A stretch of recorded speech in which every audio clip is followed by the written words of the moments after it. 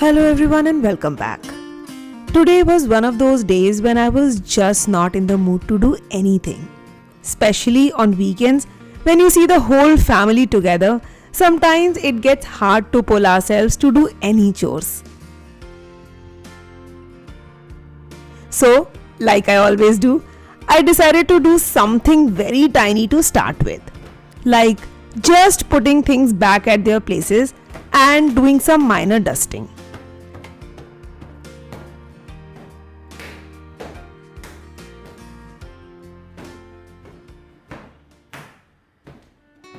The living room is an area which is most used during weekends. TV is here and dining space is here, so generally we end up staying here the entire time. And as usual, as soon as the body started moving, the cleaning momentum started picking up. While I was dusting the sofa, I thought of putting the cushions in some sun.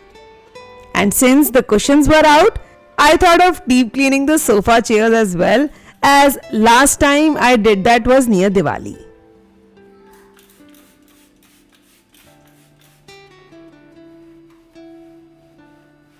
I enjoy my deep cleaning sessions, and with Karthik being home on weekends, I know I get a lot of uninterrupted time since he takes care of kids. But today I was just not interested, rather I was upset with the idea of even starting. But see how what started with just picking things up slowly moved into the deep cleaning, and most of the time it is actually this simple. All it takes is just getting up and pushing ourselves for that first minute. One thing leads to the other, and by the time you realize it, a lot will be done. While Karthik helped with the kids in the other room, I went all out and about cleaning the living space. My house help takes a day off on weekends, so I think when I take charge of cleaning, I go that extra mile because I feel now that I am doing it, might as well just do it well. Especially the corners that get missed during daily cleaning.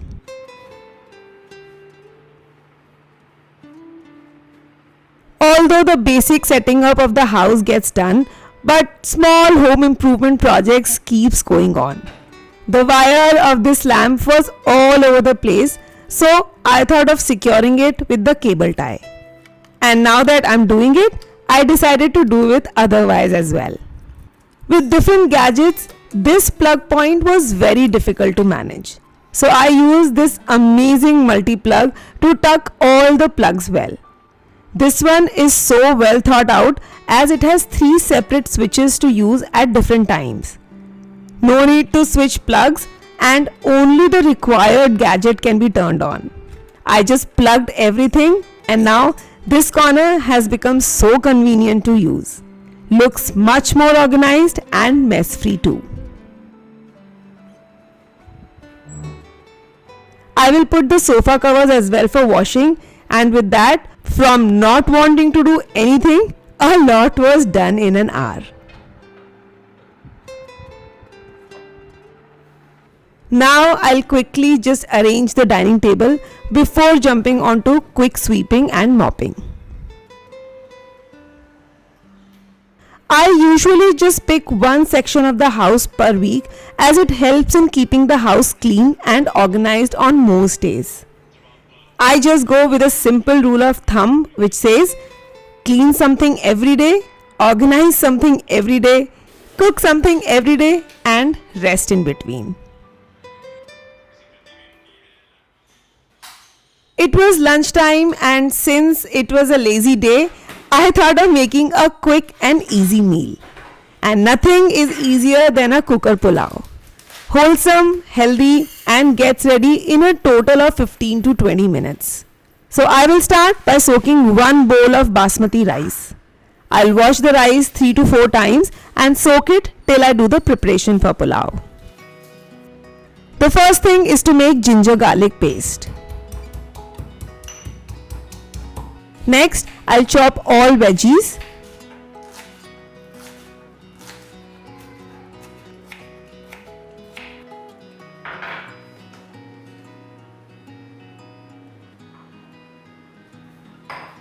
And lastly, I'll collect all the whole spices, which are 1 bay leaf, 5 to 6 peppercorns, 2 cloves, 1 star anise, 1 black cardamom and half-inch cinnamon. Now I'll start cooking the pulao. So in the cooker, add 2 teaspoon ghee and cumin seeds. Add the whole spices and ginger garlic paste and saute for a few seconds. Next, add the sliced onions and chopped green chili. I'm using the bigger one with less spice, but you can take the small ones as well. Saute till onion goes translucent. Till then, I'll chop some tomatoes for the tomato raita that I'll make in a bit. Once the onions are done, add all the chopped veggies and salt and mix well.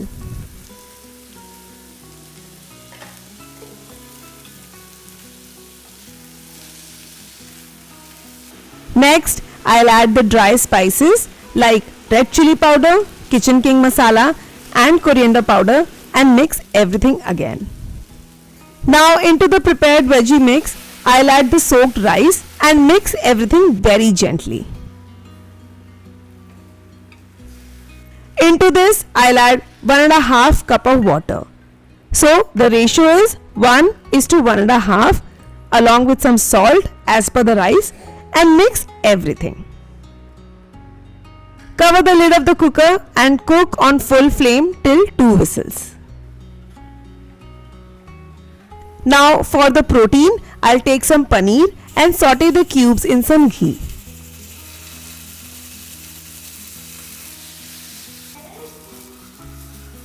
Add salt and a pinch of red chili powder and saute till paneer cubes turn a bit golden brown. Pulao cannot be done without raita. So I'll make a quick tomato cucumber raita for the same. This raita tastes really delicious with pulao. So in case you are making these pulao, do not skip this one. Whisk the curd well and add chopped tomato, cucumber and coriander leaves. In the raita goes salt, red chili powder, roasted cumin powder, chaat masala, black salt and whisk it well. Delicious cucumber tomato raita is ready. And for some salad, I'll chop beetroot, onion and cucumber and add some black salt, lemon juice and mix it well. Once the cooker whistle settled down, open the lid and the perfectly cooked pulao is ready. Add lots of coriander leaves and lemon juice and mix it gently. Just follow the measurements and pulao will turn out very fluffy. Every grain will be separated and nothing will be clumpy. And now I'll quickly plate everything. I will add a bit of a pickle because I really like it with pulao, and quick and simple lunch gets ready in no time. Don't forget to top the pulao with the toasted paneer cubes. This dish is my best bet for days when I don't wish to cook much. It looks like you have done a lot, but literally it's the cooker doing its magic. So do add this to your meal plan for those lazy lunches or dinners. Karthik loves pulao, and with toasted paneer, it was such a delicious meal on plate.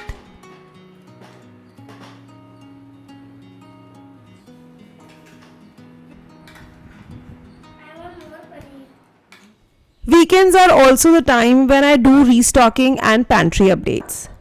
Although it's not required every week, but if you wish to make a meal plan, then a pantry check should be the starting point.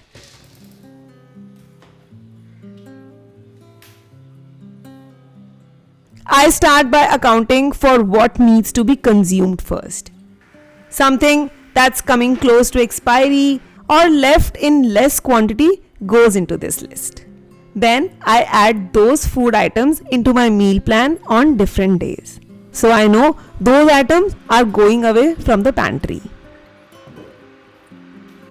Then I bring the extra pantry stock to refill the pre-cleaned and empty containers. As the containers get empty, I prefer to restock them in one go, as this way I keep track of what is available in the extra stock. Also, I get an update on what is over and needs to be brought from the market.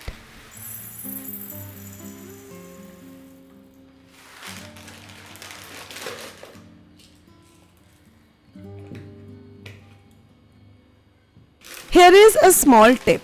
When it comes to container filling, I leave them in the packets for the convenience of shifting them into other containers with fewer items. This way, you get more empty containers and most of the stock remains in complete visibility and there is less food waste in the pantry.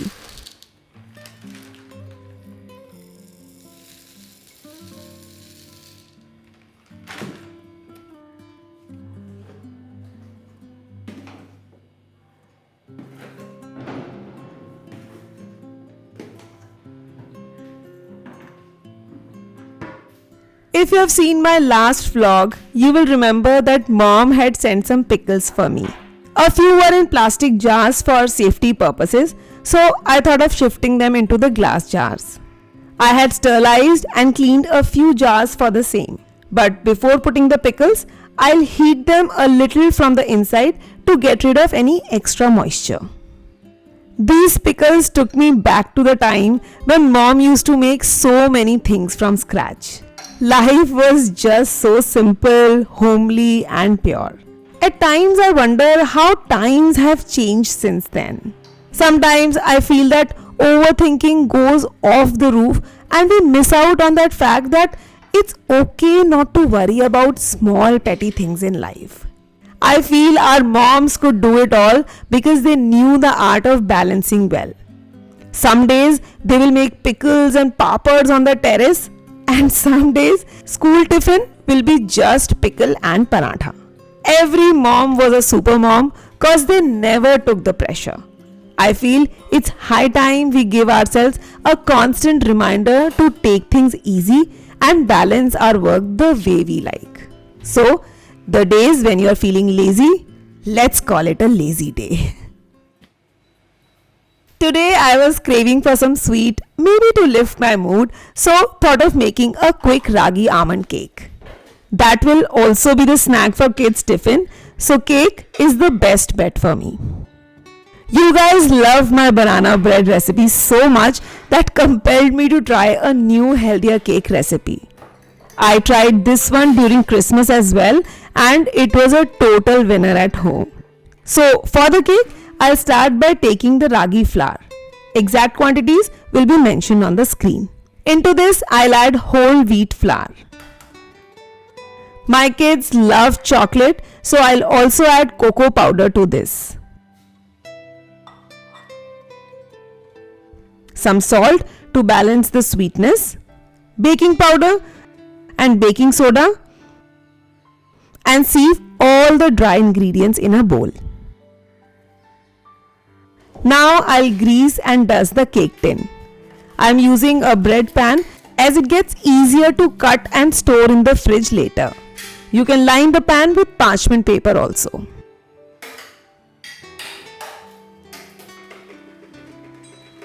Now in the wet ingredients goes jaggery and coconut oil.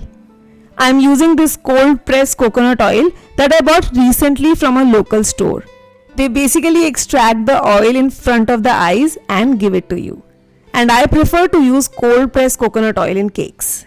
But you can also use melted butter or ghee. Next, I'll add curd and 3/4 cup of hot water.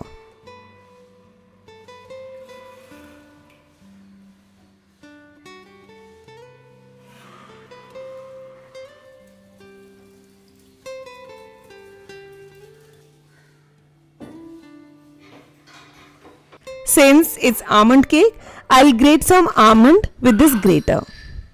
I like sneaking nuts into kids' meals like this. I had shown some more sneaky ways like this in my previous video, which I'll link in the description box.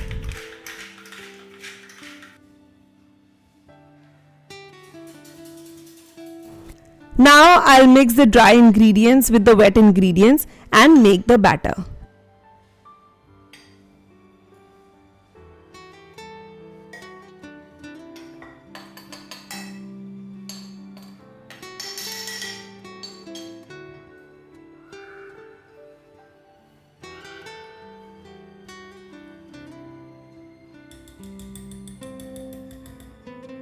Before adding the nuts and raisins, I'll preheat the oven to 180 degrees.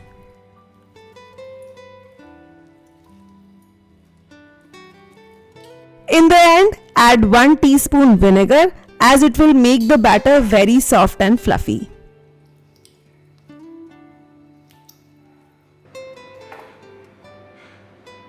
Now transfer the batter in the pan and bake at 180 degrees for 45 to 50 minutes. Do the toothpick test. If it comes out wet, bake for another 5 minutes.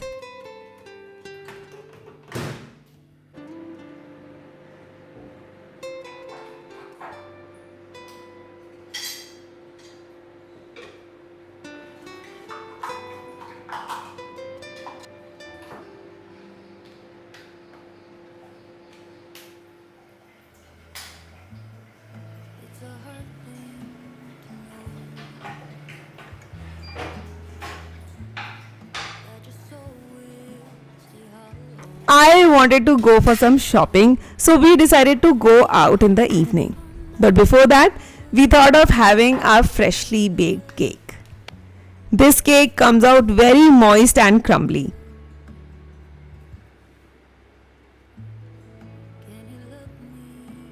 While Karthik made some tea, I cut the cake and kept it ready for kids and ourselves before going to get the kids ready. That's all with today's vlog. I hope you enjoyed watching this lazy day vlog. Do share your comments and thoughts in the comment section below and subscribe to the channel for more such homemaking vlogs.